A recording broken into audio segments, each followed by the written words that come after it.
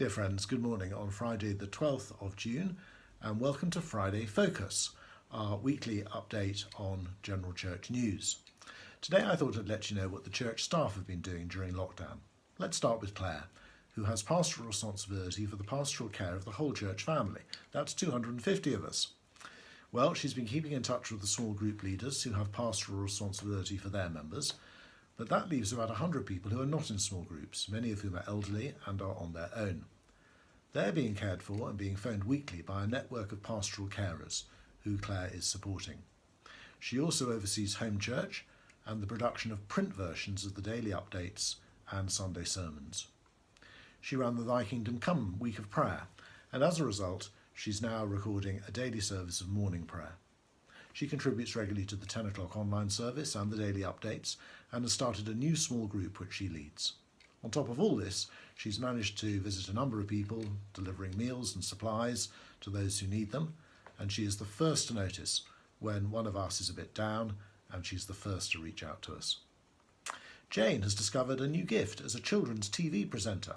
She records weekly Sunday Club sessions, which are much appreciated by church families who are really engaging with them. She also records a weekly preschool praise session, which is reaching out to some of our unchurched families, and always includes a craft activity worthy of Blue Peter. She sends regular emails to the Sunday Club parents to encourage families in their faith and in the difficulties of lockdown, and she delivers mailings of books, crafts and Bible activities. She stays in touch with the Bright Light families and has extra contact with individual families. She's also continuing to run the church office remotely and keeps us all organised. She's ably supported by Luke, who's been doing a lot of work on the church website, daily updates, 10 o'clock service and general admin. She also preached powerfully on the plagues at the 6:30 service, applying it to the pandemic. She keeps us all smiling with an endless supply of funny stories about various things that have happened. Simon has been indispensable to us in overseeing the tech side of going online and finding volunteers to take on responsibility for video editing and uploading of our services and resources to YouTube. We'd never have been online so quickly without his gifts. He's now handed over the editing of the 10 o'clock service to Luke, but he's been keeping the website and our social media up to date and has been patiently helping people who are struggling with Zoom. Simon has put the whole of the 6:30 service onto Zoom and has done much of the leading and preaching himself. He's also running the Thursday Central small groups, he leads Bible studies, and he's looking after the 20s to 30s pastorally. While Annie is still on maternity leave, Simon has also been running a weekly older youth Bible study and a Friday hangout for the younger youth, all on Zoom, and caring for the young people pastorally. As well as all of this, he's been contributing to the 10 o'clock and 6:30 music, hosting the 11 o'clock coffee and the monthly prayer meeting. And he's even found time to speak at the online Gloucestershire University Christian Union. All this despite being seriously sleep deprived. So Richard is in awe of what everybody else is doing and how gifted they are. And he's so grateful to God for giving him such a great team. Much of my time is taken up with preparation of preaching every week, producing a daily update, which seems to be appreciated by the church family.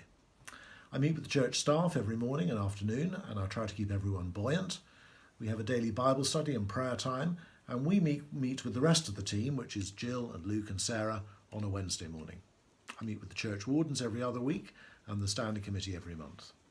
I run a Bible study for people who work in Cheltenham on a Wednesday morning, and I join another small group on a Monday evening.